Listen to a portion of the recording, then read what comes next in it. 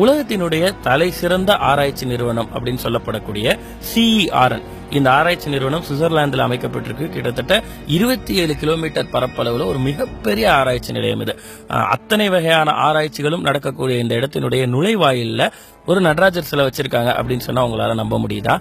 எதற்காக நடராஜர் சிலையை இப்படி ஒரு ஆராய்ச்சி மையத்துக்கு வாசல்ல வைக்கணும் அப்படின்னு கேட்கும்போது அந்த நடராஜர் சிலைக்கு கீழேயே அதற்கான பதிலும் எழுதப்பட்டிருக்கு.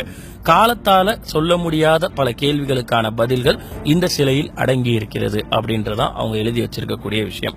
ஆச்சரியமா இருக்கா? இந்த ஆச்சரியங்கள் ஆராய ஆராய இன்னும் பெரிதாகிக்கிட்டே தான் போகுது.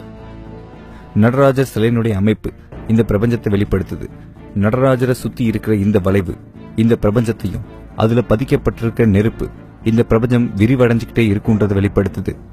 இதுக்கிடையே அமைஞ்சிருக்கிற நடராஜரின் வடிவம் வலது கையில இருந்து இடது கால் வரை மில்கி வேஸ்னு அழைக்கப்படுற பால் வழிகளின் வடிவத்தை, இவர் தலையில இருந்து கால் வரை காஸ்மிக் ரேஸ் இந்த மில்கி வேஸை கடந்து போற திசையும் வெளிப்படுத்துது.